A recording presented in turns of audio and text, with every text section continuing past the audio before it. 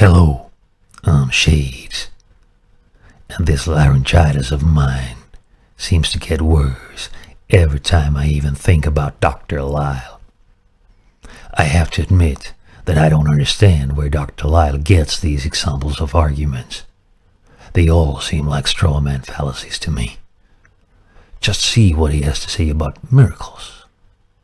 Either the universe operates in a law-like fashion or God is constantly performing miracles. Well, it seems to me the universe could operate in a law-like fashion most of the time, and maybe God occasionally does a miracle. Although a miracle is not necessarily outside the laws of nature anyway, but that's a whole can of worms. But the point is there is a third possibility there, and when it's not mentioned, it's a bifurcation fallacy. Using this as an example of alleged bifurcation fallacy is perhaps only a tool he uses in order to have a reason to talk about God's function in the physical world. His opinion is that most of the time God uses the laws of nature to govern the universe, but occasionally God then interferes to make a miracle. Let's talk about miracles for a minute. There are at least 3 definitions for a miracle. One says that a miracle happens when the laws of nature get to be broken. Another one says that a miracle is a suspension of these laws. The third one has to do with the probability of a certain event. When a very improbable event takes place, we typically call it a miracle.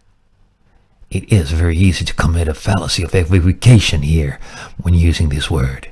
For example, 1. It is very low probability that you can win a lottery during your lifetime. 2.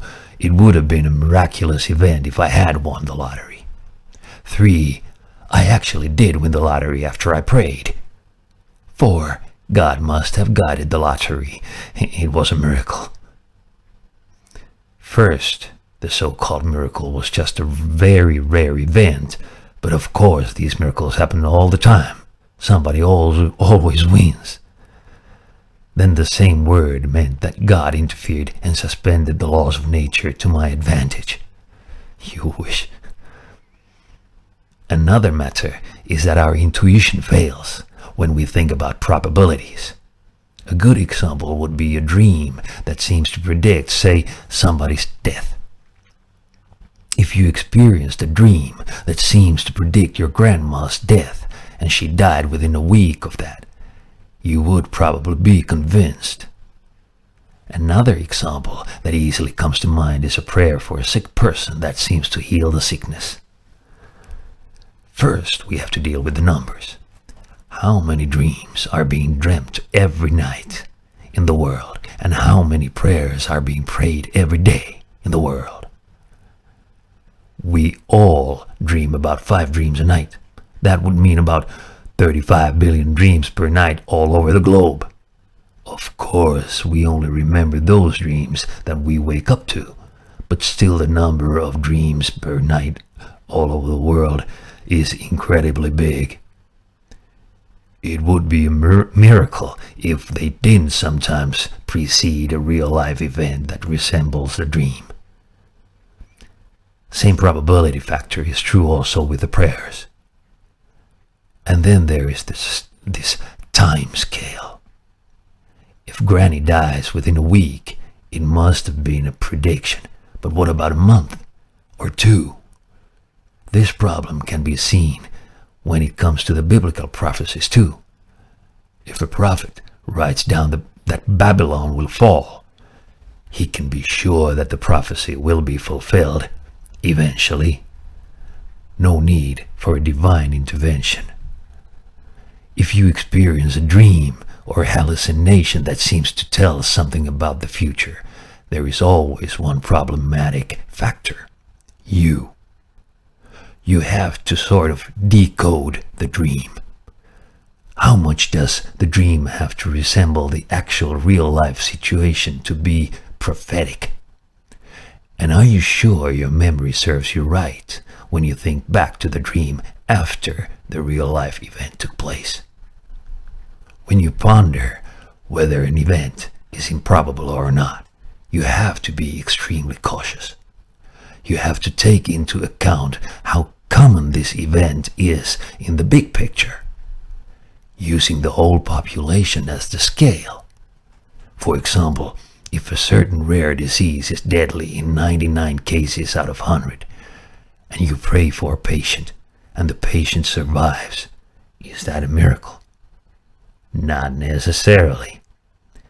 If the disease is so rare that it only infects 0.01% of the world's population, there are still 700,000 patients in the world, out of which 70,000 survive. This reasoning is an application of so-called Bayes' theorem. You will also have to take into account all those prayers that did not make any difference. Christians are very good at forgetting all the prayers that failed. Is there any consistency in God's interferences?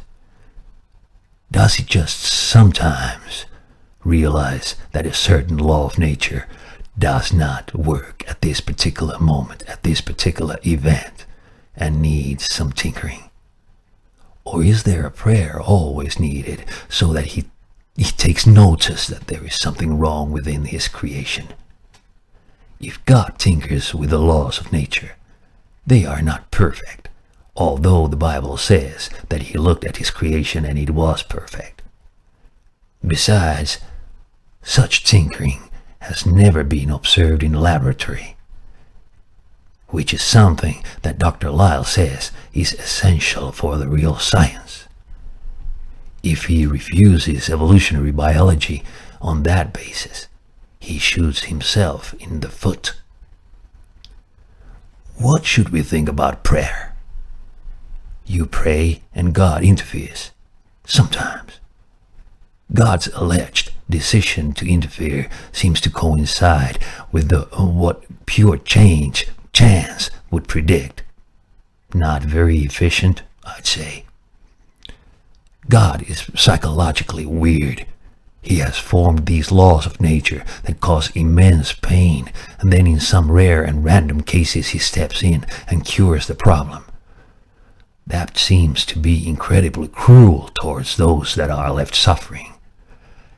God's omniscience and love are at odds with each other, it seems. Prayer may be beneficial, though. It seems to have the same benefits that meditation has. No God needed. If God is omniscient, he probably wants you to pray just so that he can get in touch with you. So the prayer is for you, not for him. It is the most unreliable form of communication you can ever imagine. Last but not least, the demarcation problem. There are certain qualifications that scientific knowledge has to meet to be accepted as scientific. For example, the knowledge has to be testable. The repetition of a certain test must give the same results over and over again. Even in cases where there seems to be chance involved, the probability figure should become more and more obvious as the testing proceeds. When you roll the dice, the more repetitions you make, the clearer it becomes that the chance of getting 6 is 1 in 6. God's interference can never be tested in this way. A Christian's rescuing device here is to claim that God is a person and interferes wherever and whenever he wants. Well, if this is the case, no information about God's work in the physical world can ever be scientific, by definition. Bye-bye for now.